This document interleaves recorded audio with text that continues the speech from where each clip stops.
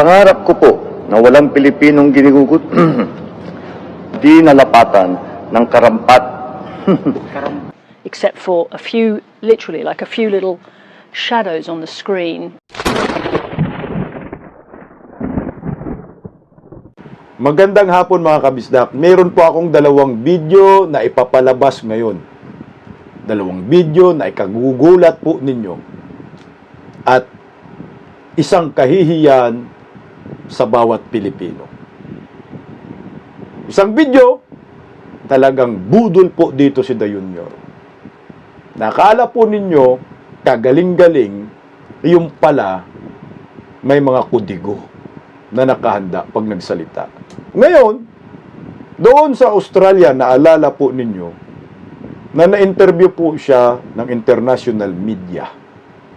Na nautal-utal ho siya, patungkol ho doon sa nakaw na yaman ng kanilang pamilya.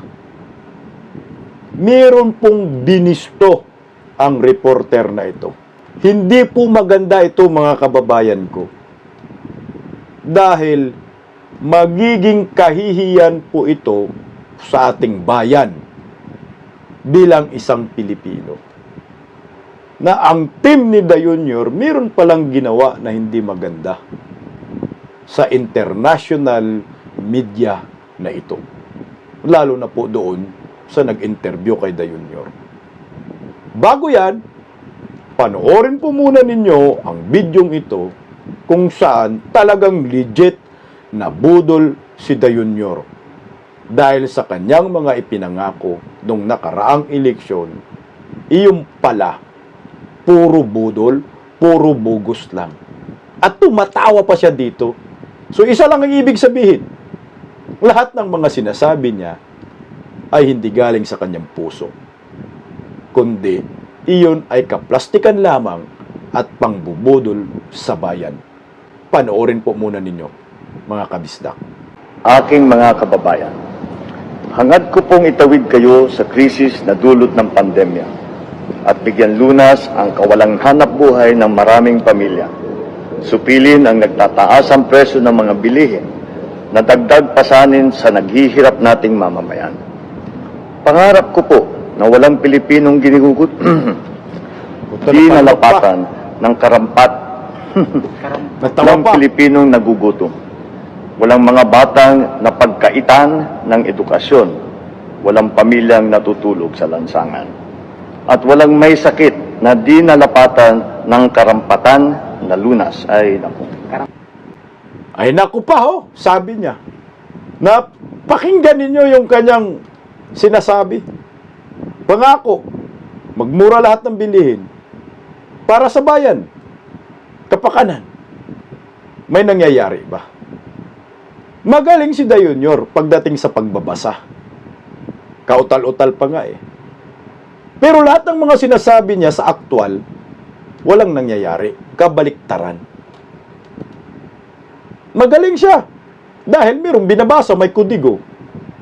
Pero ito, on the spot interview. On the spot na katanungan sa kanya ng isang reporter. Walang kudigo.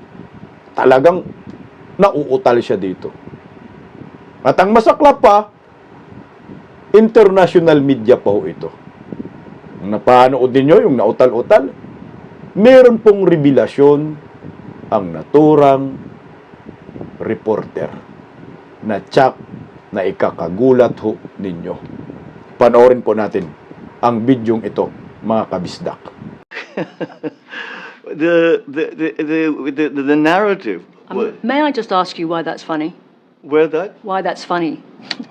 Even watching this again now, that moment in the room, it does make my heart beat a little bit faster, as it did at the time. This was always going to be an interview in two parts, because Marcos was here partly to talk about the Philippines' relationship with China, but in my head all along, I know that I'm going to come to the very sticky part, which is his family's responsibility for stealing huge amounts of money, billions, from the Filipino people. So we had the first half of the interview talking about China, but all along I know that this part is coming. Just this, do you not want to see all the money that was taken returned to the people?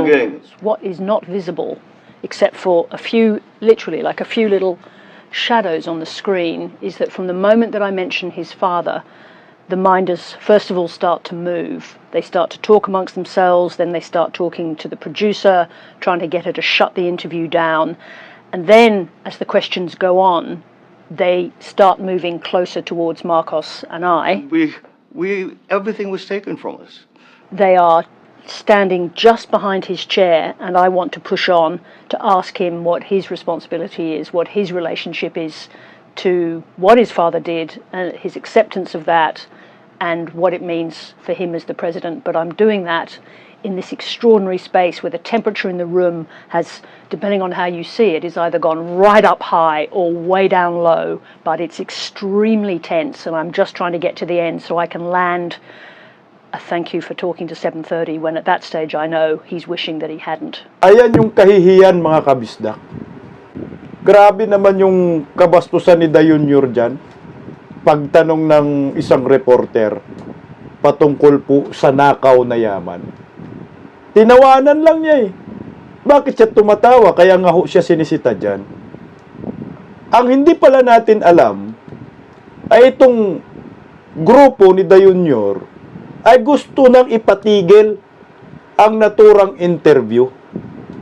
Dahil hindi ho siguro nagustuhan ng team ni Dayunyor ang mga katanungan ng reporter. Aba, nakakahiya ho kayo. Dumadayo kayo dyan sa Australia, nagbigay po kayo ng kahihiyan sa ating bayan. Bakit ba ay gusto ninyong ipatigil ang naturang interview? Anong meron? Sagutin na lang ng maayos.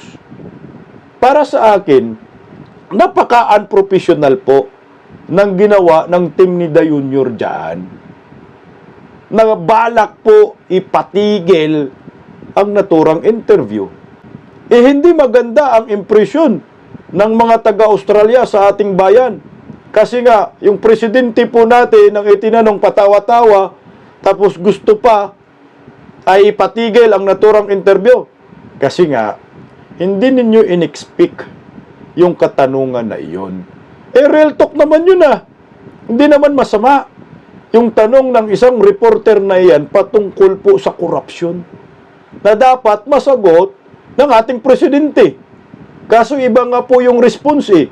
Patawa-tawa, parang ginawa lang biro, yung katanungan, seryoso yung naturang reporter. Ngayon, bistado kayo ngayon. Dahil iniladlad ng international reporter media na ito sa kanilang social media at ipinakita ho nila kung gaano po kabastos kayo diyan sa Australia na gusto po ninyong ipa-shut down yung interview at hindi ipagpatuloy.